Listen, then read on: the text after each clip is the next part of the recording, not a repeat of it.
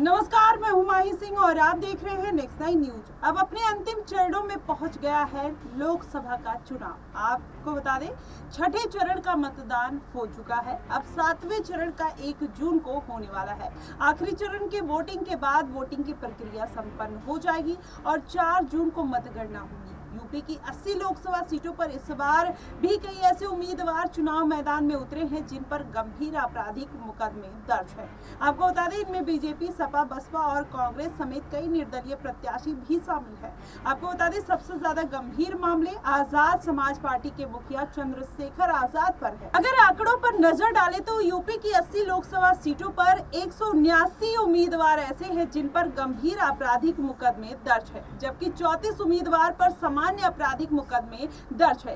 हालांकि ये संख्या 2019 के मुकाबले कम मानी जा रही है। पिछले चुनाव में 2020 उम्मीदवारों पर आपराधिक मामले थे और इस लिस्ट में सबसे ऊपर समाजवादी पार्टी का नाम है, जिनमें से 62 में से 40 उम्मीदवारों पर आपराधिक मुकदमे दर्ज है। दूसरा नंबर बसपा के 31 उम्मीदवारों पर आपराधिक मामले दर्ज हैं और भारतीय जनता पार्टी भी इससे अछूती नहीं है। बीजेपी के 26 और कांग्रेस के 10 प्रत्याशियों के खिलाफ आपराधिक मामले दर्ज है। इसके अलावा 106 निर्दलीय उम्मीदवारों पर आपराधिक केस है। आजाद समाज पार्टी के मुखिया चंद्रशेखर आजाद पर सबसे ज्यादा आपराधिक मुकदमे दर्ज किए गए हैं। इनमें से कई मामले बेहद गंभीर भी हैं। उन पर हत्या की कोशिश और डकैती समेत कई आरोप है। चंद्रशेखर आजाद नगीना लोकसभा सीट से चुनावी मैदान में थे। अब ऐसे में इस सीट पर पहले चरण में वोटिंग हो चुकी है। दूसरे नंबर पर जौनपुर से सपा प्रत्याशी बाबू सिंह कुशवाहा का नाम है, जिसके खिलाफ बेईमानी, धोखाधड़ी समेत 25 मुकदमे दर्ज हैं। और बलिया सीट से बसपा उम्मीदवार लल्लन सिंह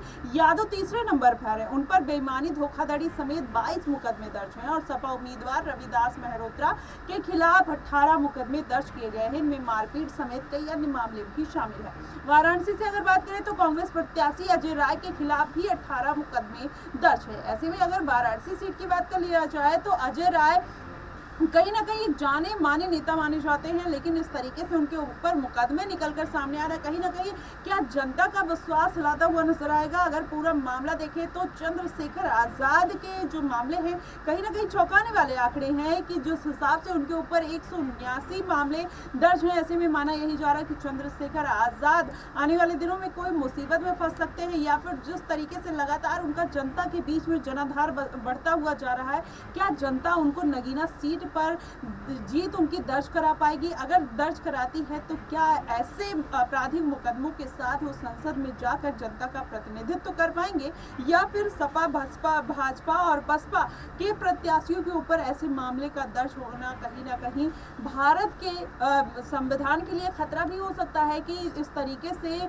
नेताओं के ऊपर केस दर्ज होना, वो समाज में जनता के आइडियल बन के सामने आते हैं। ऐसे में उनका क्या, जनता का इस पे क्या प्रभाव पड़ेगा, ये बड़ा सवाल खड़ा होता है। इसलिए नेताओं और जनता के बीच की कड़ी कहीं ना कहीं डगमगाती हुई नजर आती है और जनता कहीं ना कहीं कंफ्यूज रहती है किस प्रत्याशी को वोट देकर मैदान में उतारा जाए। कहीं ना कहीं जनता के लिए बहुत दुविधा का कारण बन जाता है। फिलहाल आपकी इस पे क्या प्रतिक्रिया बनेगी कि क्या वाकई में इस तरीके के आपराधिक मामले दर्ज होना किसी भी पार्टी के लिए शर्मनाक बात है या फिर नहीं? आप हमें कमेंट बॉक्स में जरूर बताइएगा। फिलहाल के लिए बस इतना ही। देश और दुनिया की तमाम खबरों के लिए हमारे साथ बने रहिएगा नेक्स्ट 9।